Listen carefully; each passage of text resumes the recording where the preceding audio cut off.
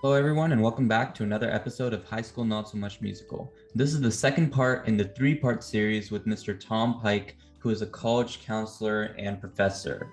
In this episode, we talked to Mr. Pike about his recently launched startup, Jump Education, and how it is accelerating students' education from high school to college and getting them started in community college early to get them accustomed to taking college-level courses at an early age.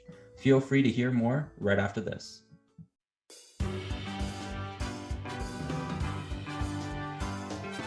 This is High School Not So Much a Musical, a podcast that takes you on a ride through the peaks and valleys of a high school journey. Here are your presenters, Nitin Jaladanki and Ayush Agarwal. Okay, so I want to reorient back to what Jump Education does for children.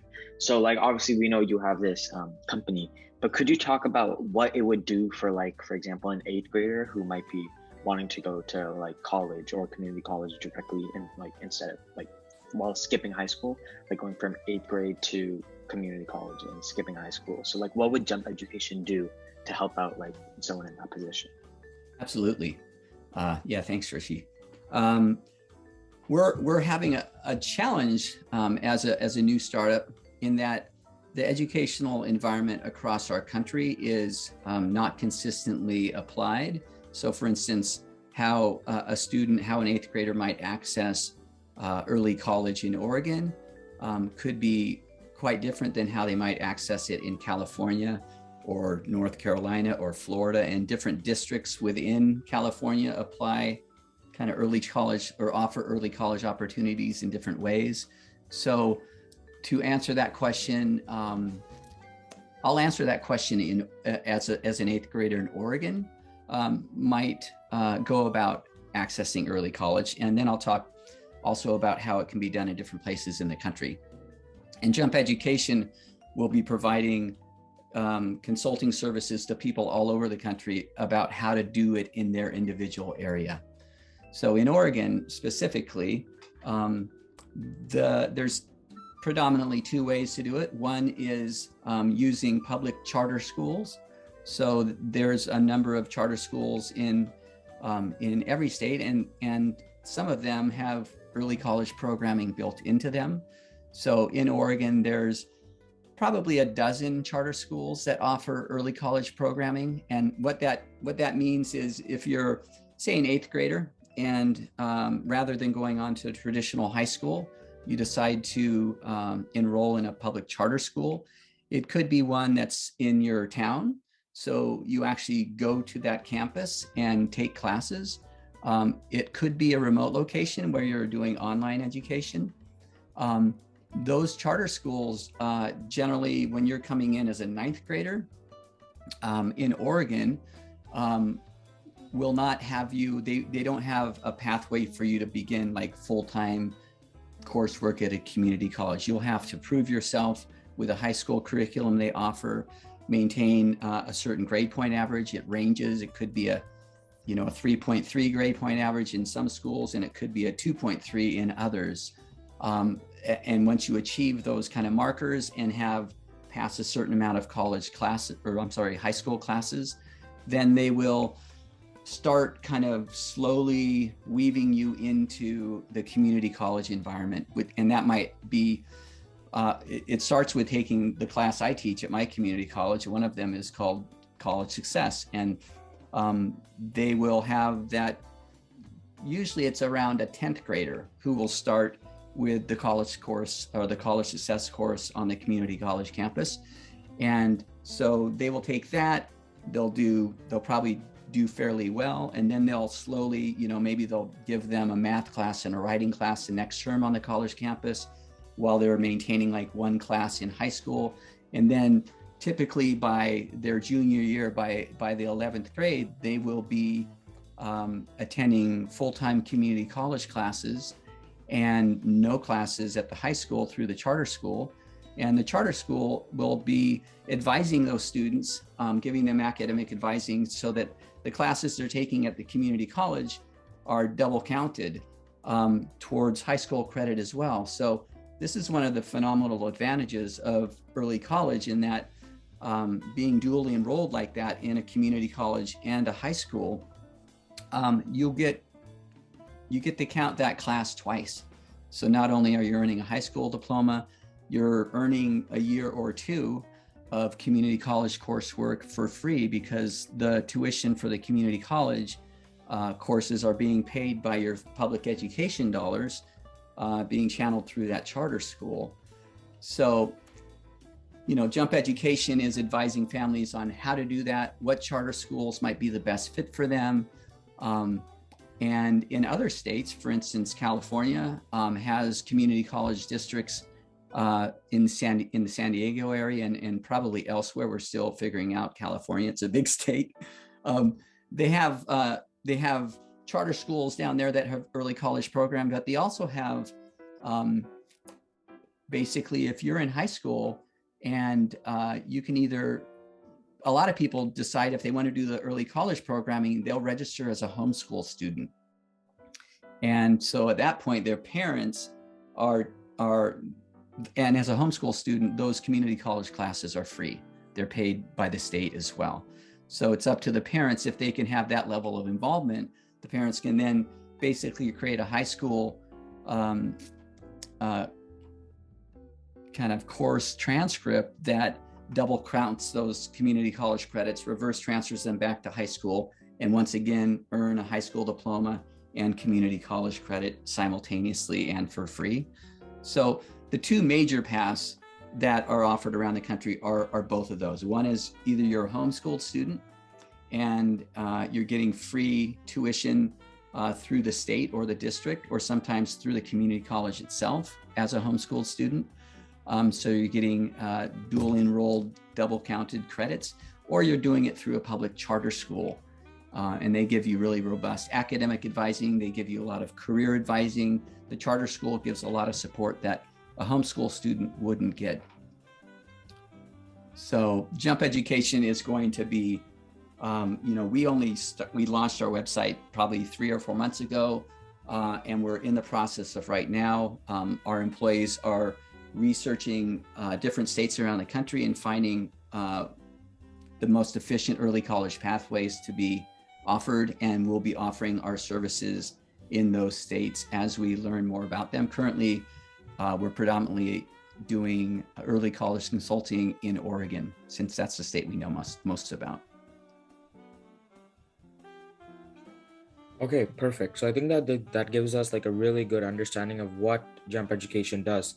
So just really quickly, could you explain what the potential benefits are of switching to a community college early instead of finishing high school? Absolutely. So there's a number of them, and let's start with the reason I started Jump Education is that in the community college environment where I'm working, I saw an exponential growth in high school students in my college success courses. 10 years ago, there might be one person in that class, typically nobody in high school. And then now when I'm teaching a class, there's 25 students in it. There'll be 5 or 6 students that are high school aged, going through a charter school and transferring into the early college environment as a 10th or 11th grader. And what I noticed over the years was, one, these students were uniquely mature. I was intriguing, and I also meet with them and their parents in my office as a maybe providing academic advising or career counseling, and I was always profoundly affected by their maturity and also by how much farther ahead of their peers they were. Maybe they're an 11th grader and they're completing calculus, or they're already done with 2 terms of English comp, and compared to their high school counterparts, they were years ahead of them in maturity and their academic progress. So, and then when I started reading their essays in my college success course, we get to know each other very well and write quite personal essays. And a lot of these students were really suffering in high school, predominantly socially. They just weren't enjoying the social environment. They were, maybe they saw through the kind of clique kind of games that are played at public schools. in that age group when you're in a just a classroom full of 16-year-olds. It's a very different animal than when you're in a mixed age classroom in a community college where there's two 16-year-olds and anywhere from 20 years old to 55 years old mixed all over the place. There's not a social environment that's kind of unhealthy in a community college environment. So I noticed with these students that they were super happy to be in community college and they'd really been hating high school. Some of them were just not liking high school because they felt like it was full of busy work. Maybe they fit in fine socially, but they were just bored. They were like, you know what? In community college, we go through, trigonometry in 11 weeks. And in high school, it takes us an entire year. And it's once they learn a concept in high school, they report that they just get that concept driven into their head over and over when they don't need it. They've already learned that and they just want to move on. So some of the people, some of the benefits to students are students that are maybe academic overachievers, if you want to call it that. And they're just tired of they feel like they're just passing time in high school until they can start their life when they see that as entering college. So one of the benefits is rather than sticking through high school and kind of being bored and losing interest, they're challenged and they feel like they're making meaningful progress in their lives. Whereas in high school, they didn't have that feeling. They just felt like they were in a holding pattern. So there's social benefits, there's academic benefits. And really, my friends are telling me, Tom, you really need to focus on the financial benefits with advertising what Jump Education is promoting and what early college does, because the financial benefits are extreme. The average cost of attendance at a public university in the United States is about $25,000. So that's tuition and room and board predominantly. And it'll be about $25,000. That's a public institution. That's not even a really elite school. So every year that you can get completed in early college for free while you're in high school saves you $25,000 in future, expenses for higher education. So when an early college student finishes 2 years of, finishes an associate degree before graduating high school or simultaneously with graduating high school and then moving on to university, they've in fact saved themselves $50,000. And for a lot of families, that's a very meaningful number. So the main benefits, the three main benefits that exist for early college are those financial benefits, mental health benefits. The community college environment is very accepting.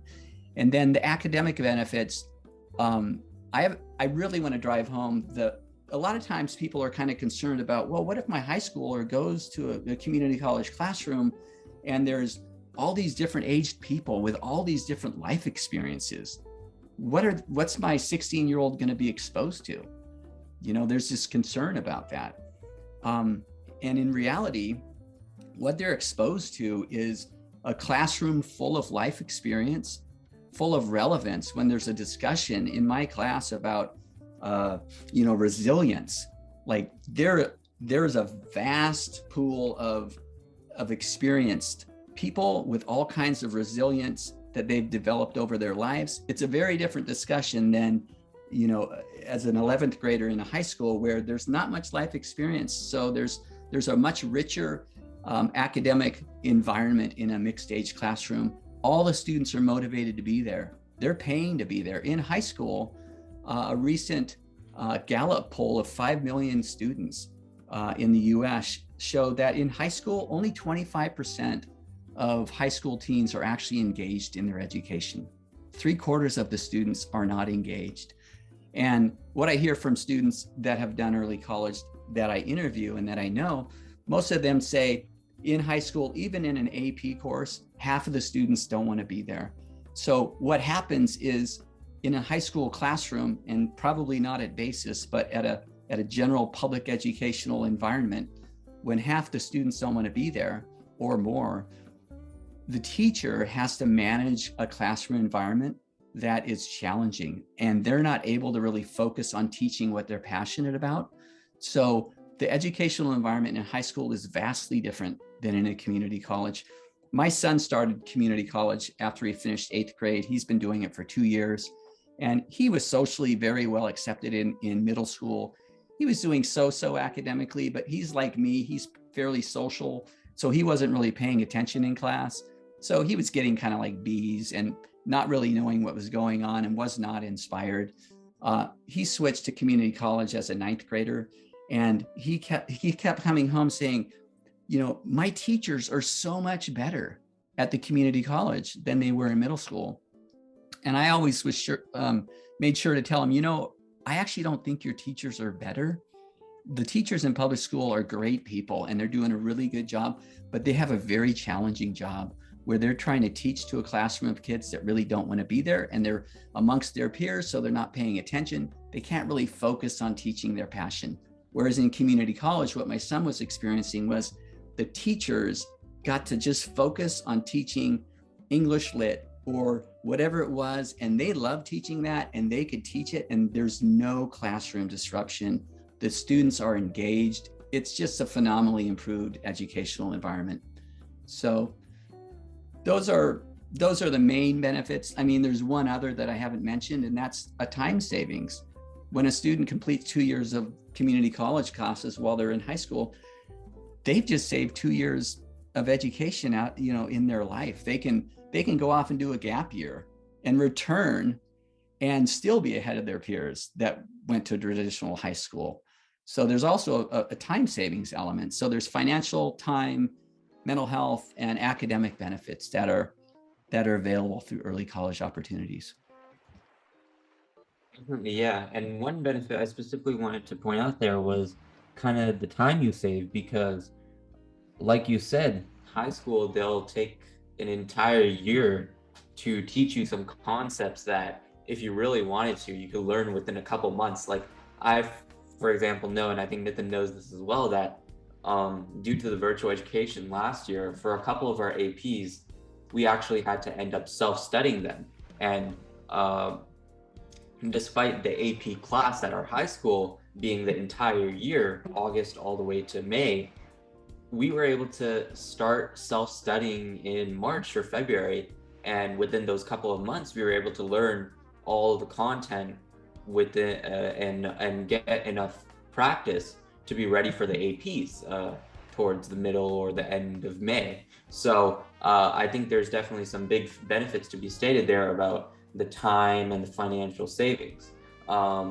If you could go more into depth about, do you think that high schools sometimes prolong a class too long, like to the point where it's not needed? Like there's no reason to take, for example, as you mentioned, a full year of trig when you can learn that and get sufficient practice for it within a couple months. Like, do you think there's something to be said about, instead of, you know, maybe keeping high school classes a year long, maybe shortening them to half a semester or full semester, and instead increasing the frequency for them, maybe getting kids more exposure to real world practical like situations in order to, you know, increase their understanding of how these concepts can be applied so they learn it faster. Like, do you think there's something to be said about shortening the lengths of classes at high schools? Absolutely. I think that's a really interesting idea. When I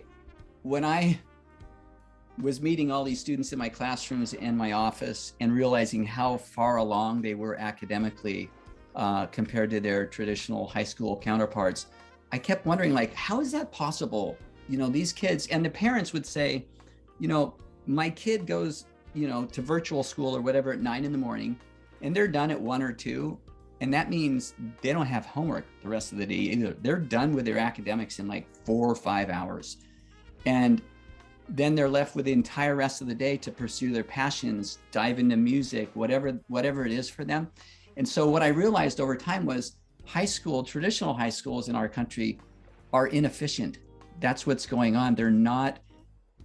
When you're self-studying, like you were saying, or when you're studying something when you're passionate about it, when you come into a stage in your life where you're naturally interested in a subject, you're ready to learn that subject. You're passionate about it. You're going to absorb it like a sponge. When you're sitting in a Spanish language class or an English lit or whatever it is, and it's not the time in life that you're interested in that topic, it's just not going to be interesting. You're not going to be paying attention. And when they drag, I was talking to one of my early college teams just a couple of weeks ago, and they said, they were speaking specifically about Spanish language. And they said, in high school and middle school, the say Spanish 101 would be taught for the entire freshman year, sophomore year, whatever year it is. They said the following year, when they went into Spanish 102, it would be a third of the year would be reviewing what they'd done in Spanish 101. And then the following year it would be once again reviewing the fundamentals over and over. And she says that she doesn't feel like she's learned hardly anything because they just review every year for a large part of the year what they've already learned. And so she feels like she's had the same course like 3 times and hasn't really gone on to advancing. So she's having to take Spanish language, virtually with this woman in Guatemala in this small village who teaches for $6 an hour. And she is a fantastic teacher. Her and her 11-year-old son will just hang out and talk with you. And she says she's learning so much more in an hour virtually with this woman from Guatemala than she does in a classroom environment. So I think that there's a real case to be made that it is inefficient in high school, and the amount of time that they're taking on a subject is, I think I'm not sure why they do that actually. Why do you think they do that? Do you think that's the truth? Yeah, so I can definitely go into like my personal experience with it, and you should probably understand this as well. But Spanish, I like that you mentioned Spanish because Spanish is often like one of the hardest classes for the 3 of us at school, because we're just so filled with learning about this normal STEM subjects that our brains just aren't wired to understand language and conjugations and learning all this kind of new stuff, where we're kind of hardwired to take the stuff that requires no actual applications, just about putting the numbers in the formula and getting the answer. There's not much like brain that you have to use for it besides just knowing your numbers and how to apply them.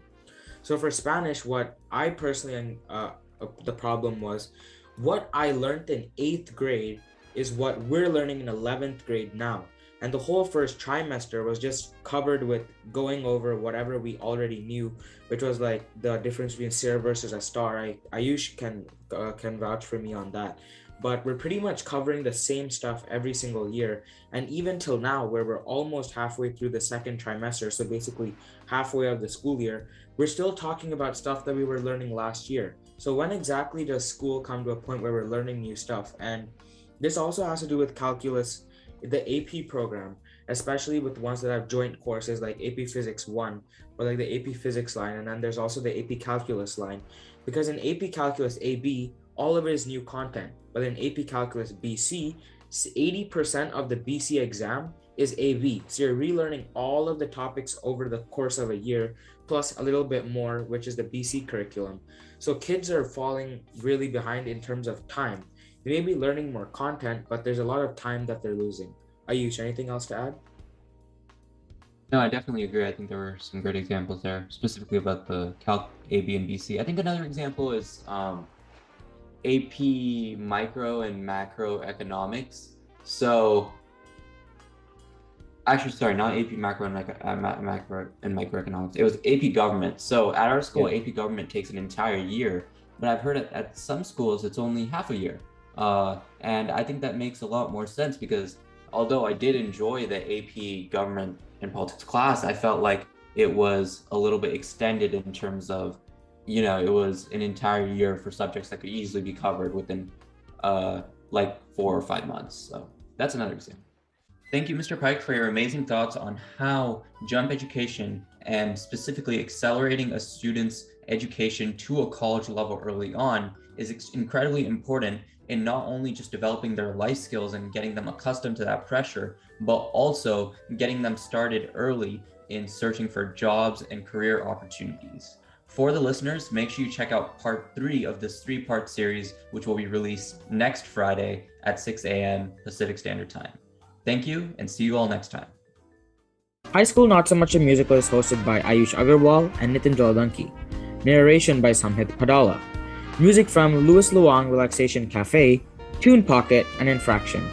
If you like the show, please recommend it to your friends and family. Thank you for listening, and see you next time.